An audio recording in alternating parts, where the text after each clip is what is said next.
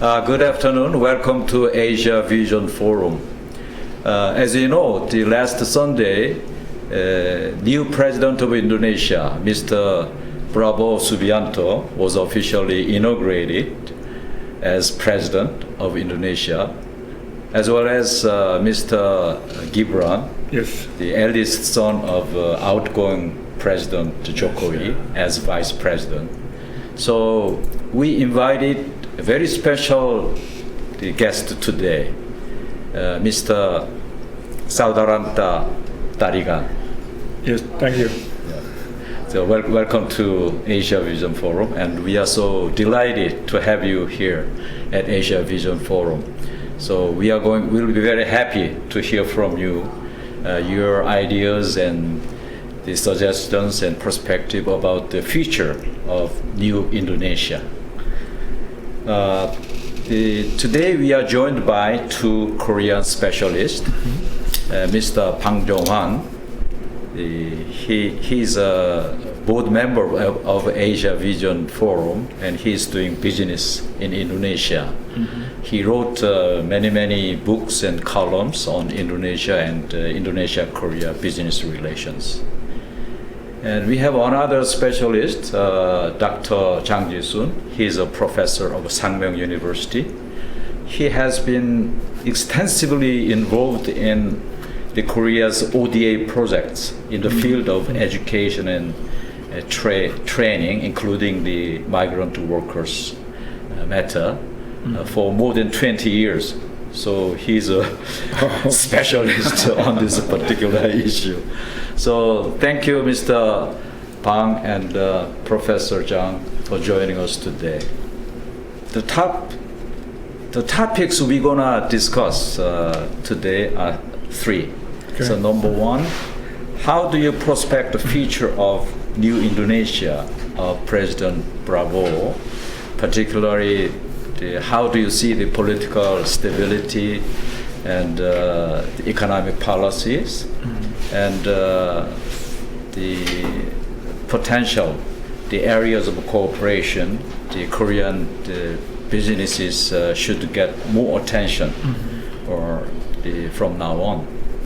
And topic number two, from your long experiences in academic as well as business circle, what suggestions or what advices do you want to give the Korean business partners to further strengthen partnership from now on? And number three, the final topic today, there are many Indonesian workers working in Korea. So to facilitate and to further strengthen the cooperation in this area, so what should be done?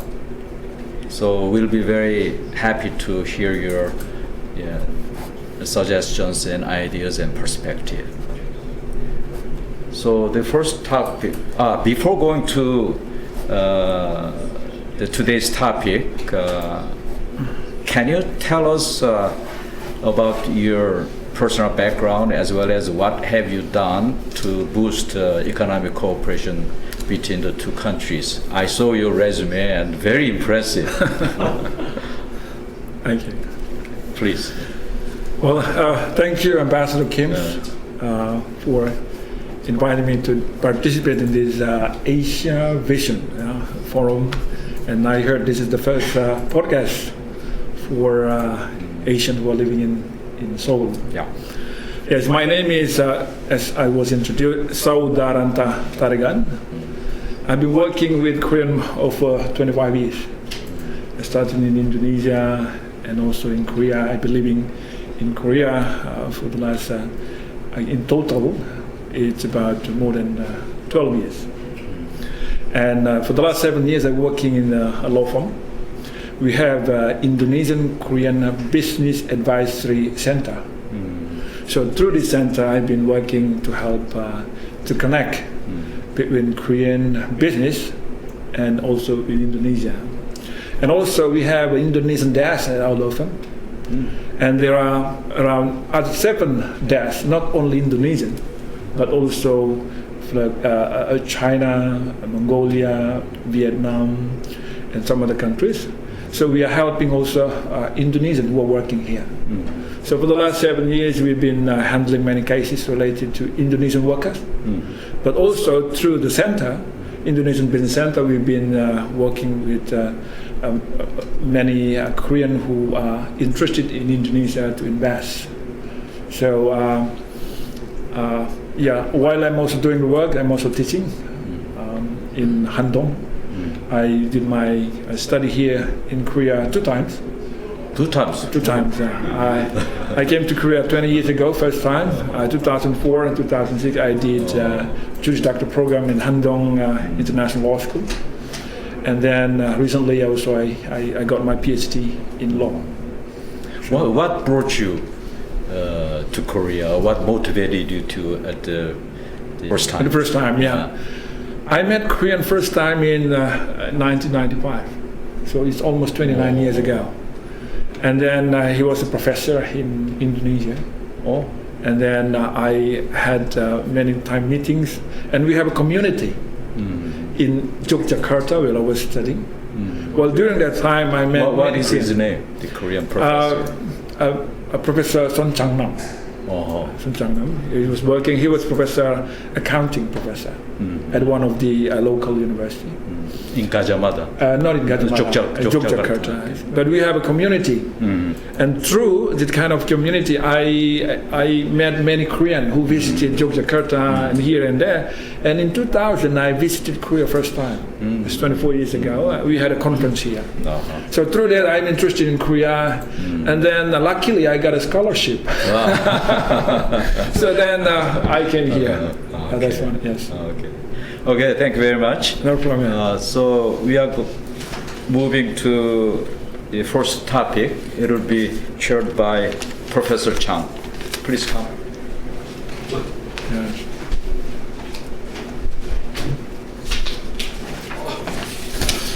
Okay, good afternoon. Yes, good afternoon. Professor Chang, right? Yeah. First time I saw your resume, you have a lot of work in the Korea and Indonesia, Yes. kinds of the very kind of work. So the first question Ambassador Kim already asked you. The first question is why you come to here to study Korea? Why I came to Korea? Yeah. Just the same issues. You explain about the process of the scholarship or the Yes. time in university and anything. Yes. I was lucky while I was working with Korean professor in Yogyakarta, and I was introduced to the school who were looking also a foreign student because the school was newly open. So they provided a scholarship, and I applied, and luckily I was accepted. So that's why I study law, because my background was not law. My background was economics and psychology, and there is an opportunity to study law. So it's unique. So then I study business, economics, psychology, and law. And all this kind of education background is very much helpful to work now with in terms of helping businessmen and also in international area. Yes. And okay, the very good opportunity for you. Yes. Study in Korea. Yeah, you are lucky. So I think so. You have I thought you have the first stage about the initial readers of studying Korea from Indonesia. I think so. 20,000 years. 20 years ago. This is interesting, and I see for the last 20 years how Korean attract a lot of foreign students. Back then, in 2004, only less than 250 foreign students who study in graduate school. Less than 250. But now, if you see, after 20 years, for those who study in graduate school, it's maybe 30,000, and in total numbers, I think now almost 200,000. Back then, only 17,000 foreigners who study here, including those who study foreign language, who study Korean language. So undergraduate and graduate school, the number of students, foreign students, very small. So, and I was the first Indonesian who studied at Handong. That was also a unique thing. So back then, foreign students very rare here. So there was some advantage, but also some disadvantage, meaning that not many Koreans were very well aware of the foreign student. But now, foreign students everywhere. So I think Korean successful invited many foreigners. Of course, now the Korean university, they want the number of the increase of the students. Yes. Because of our population is. Yeah, that's not issue. So how about your idea? If some Korean universities, they want increase the number of students from foreign students. Yes. What have some good idea for your side? Yes, Korean not only education sector, that many the industry also got the benefit from the Korean popular, music, drama that help us. They'll help the Korean to attract money, and they were aware about Korea, including also the school. So many students and parents also consider that they would like to send their children to Korea. Yeah. But if making a decision come to Korea to study, it's different from making student for tourism. Yes, right. Tourism, okay, I want to go there, and then you can make a decision because it's just very short time and simple. You don't cost a lot. But making a decision to choose the school and study because it will be related to your career for the future, and also money, time. Right. So now at the level, I guess, even though Korean school or Korean university, or because of many, popular song and others, is still at the level of awareness. They are aware, but when they want to make into detail like a decision to go, you should do a little bit more approach. You cannot just promote from here, come here and decide. But I think you need to come, the university who want to come to invite more students, need to come to Indonesia.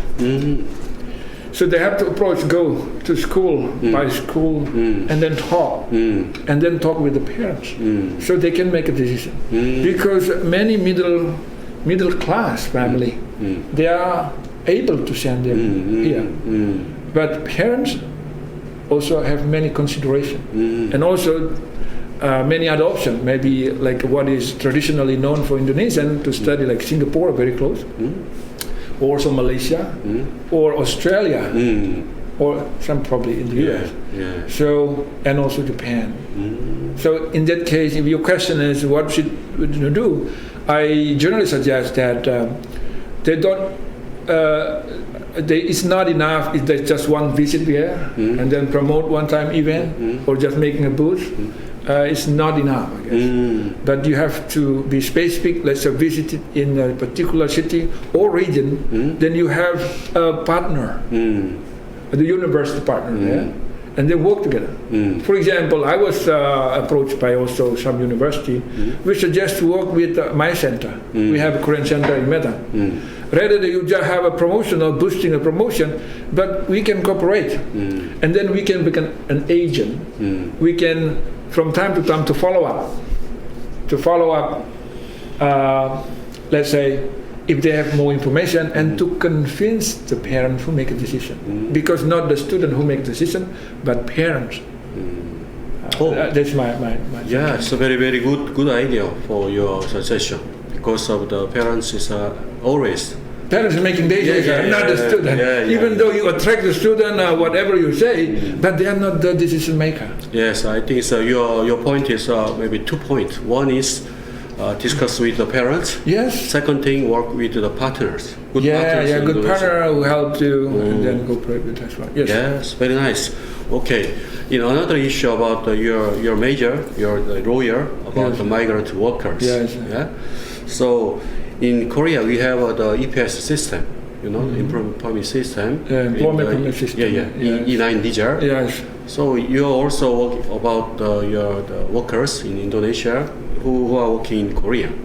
So I think so you have some the customer about the Indonesian customer about the workers. Yes. What kinds of the issues they request you about your the role legal assistance?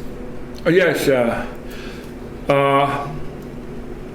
There are about 50,000 Indonesians now Here in Korea. in Korea. So 90% are workers. Yes. And then I guess most of them come here through EPS, Yes. employment permit system, because this is G2G program. Yes. When we talk about the G2G program, the employment permit system, I think it's one of the best Yes. among other systems. The G2G program and sending of foreign workers compared to other countries. So the supporting system also from the government, I see they provide a lot of center. Yeah. So whenever the workers have trouble, they can contact. At least they can get help from the very basic information if they need it, or to communicate with the employer if they have some trouble, especially in language. Yes. So the most trouble actually for foreigners here, especially for Indonesian, is about language. That's which commonly is not only just for Indonesian. So if they have any legal problem, they generally shelter can help. Ah, yeah. Right. But there are some also workers who already have, for example, they have overstay. Yeah. 5 years. 5 years. 5 years they overstay, which is also some issue with the government. But in terms of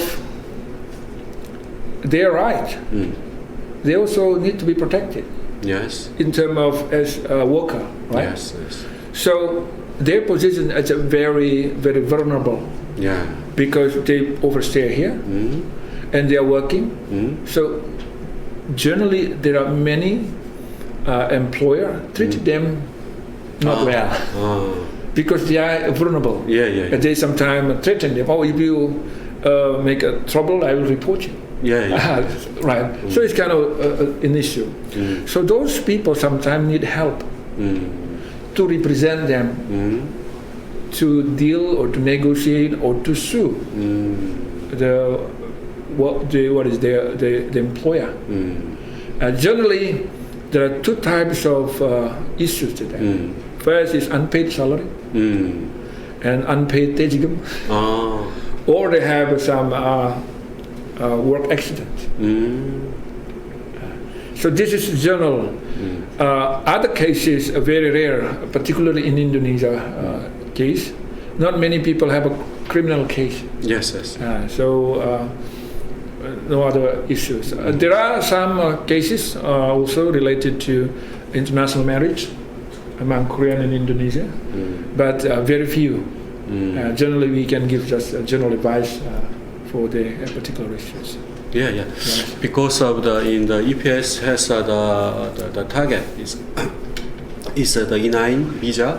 That is like the simple workers, just workers. Yes, non-professional. Yeah, there's no need to the technical technology.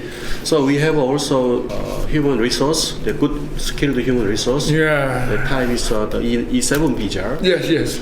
So we give to them the benefit for the E7 visa. Yes. Who study in Korea, actually they get about the bachelor degree in Korea or master degree. Yes. They can find a good job in Korea. Yes. They live in Korea. They have very good conditions. Yes.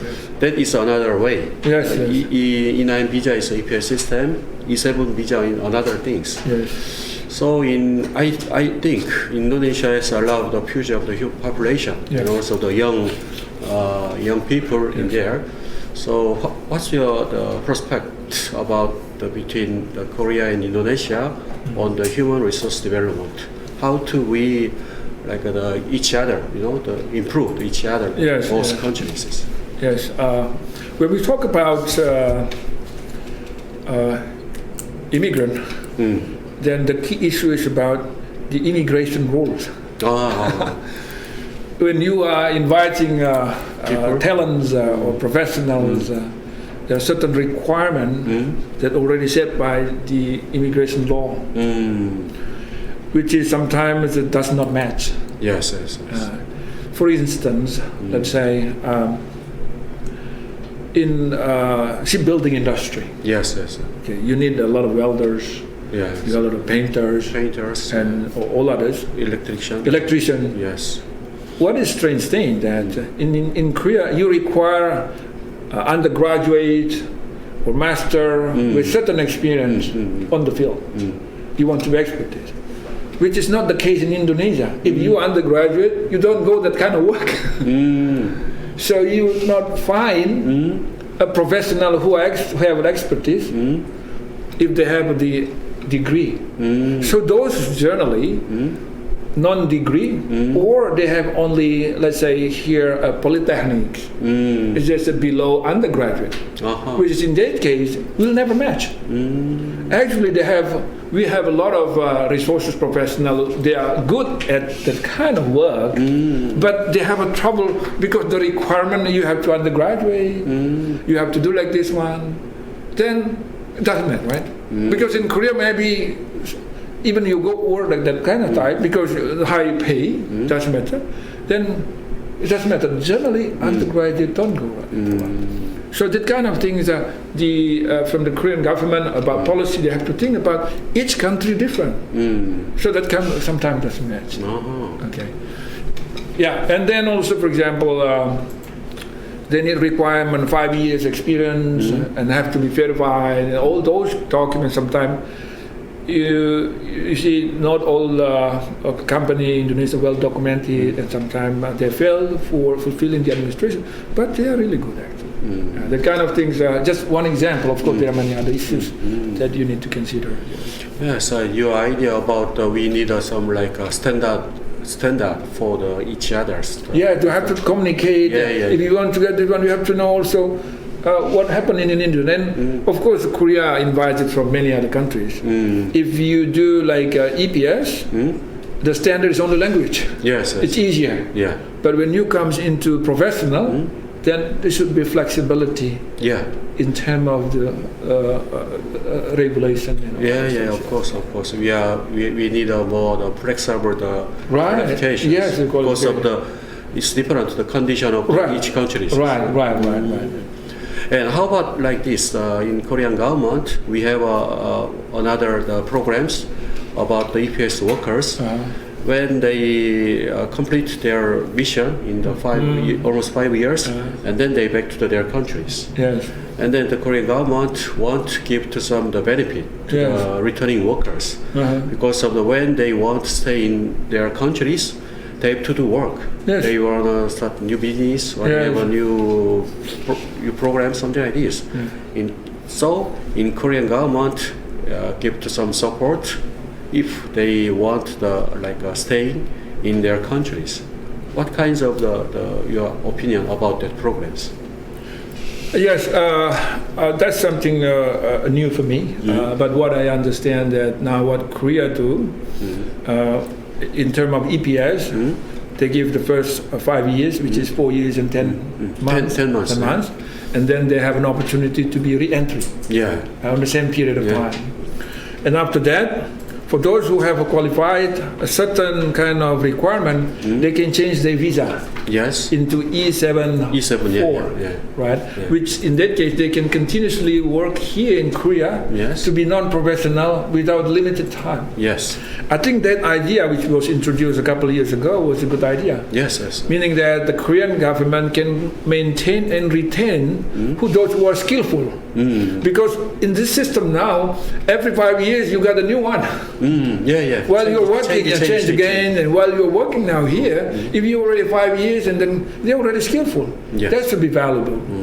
But the issue now, it should be a concern, but there is kind of discrimination between the local and the foreigners. For example, foreigners, 5 years, 10 years, their salary increase is just based on the government regulation. There is no position, only the same position. You cannot promote it. Right? This is unfair. Yes. Even sometimes you just 3 years here, but you already 10 years, you become a subordinate. You cannot be supervisor. While they are more skillful. While Korean, they are maybe 2 years work, but because they are Korean, they become a supervisor, which is, I think you have to think about that. So that also demotivate for foreigner to stay longer. Yes. But if you can see, there is some progress, that I can have certain position, and then I can continuously here, then maybe it's a good also too. Of course, now you mentioned that how to help them, it is a good idea too. But the thing is, because generally the 16 countries is in terms of economic, they're lower than Korea. So it's very tempted to them. When they'll go to Indonesia, they want to come back here again. Because this is their dream. It's easier to get money. Just starting business, the successful rate is very low. Particularly you just a worker, and then without any passion. And this is what happened. So if the government want to help them, maybe they provide some skills. Post worker here, skill that probably can be useful for them, and then do something, opening business or others. But do not try to ask them to be a businessman, because the successful rate is very low. Yes. It's better to equip them with some skills that they can use it later. For those who don't, what we can do, but to be effective with the government budget. Give them selection and train them what kind of passion they want. So they want to do something skillful, which they can carry with themselves. This is something that you can see there. It's your opinion about your suggestion is a very good implications about the Korean side. So that is I think our government and also the as well as the university also need to some the research. With the partners, yes, and we understand about the real situation in the E9 visa or E7 visa, and also those in countries. Yes. Okay, thank you. I think these issues is we have a lot of. If we have a lot of time, we need more discuss about that. But this is part one. Yes. I think so. We can start with a full program. Next time. I think we will discuss more further the cooperation later. Yes. Also, we are just starting for you and me, no problem. And A시아비전포럼 in your company also. Yes. We will just starting for human resource side. No problem. And then I think thank you for coming today. No problem. Yes, we will discuss many things. Yes. Okay. Thank you very much. No problem.